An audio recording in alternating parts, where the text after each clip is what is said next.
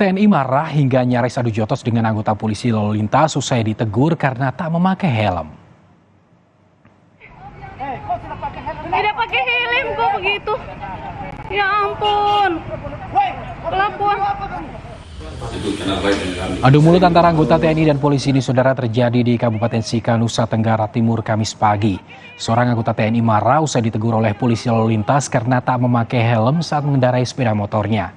Atas kasus ini, pihak Kodim 1603 Sika telah berkoordinasi dengan kesatuan asal anggota TNI guna diperiksa lebih lanjut.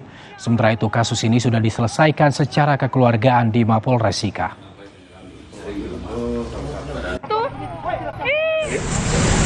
TNI tidak menggunakan helm, kemudian ditegur, kemudian ada sedikit kesalahpahaman, kemudian kita selesaikan. Pak Kapol, video ini sudah viral, Pak. Ya, dengan viralnya video itu ya silakan diviralkan lagi. Semuanya sudah selesai. Sudah selesai? Tidak ada masalah. Ada sudah selesai gitu? Tidak ada masalah. Oke.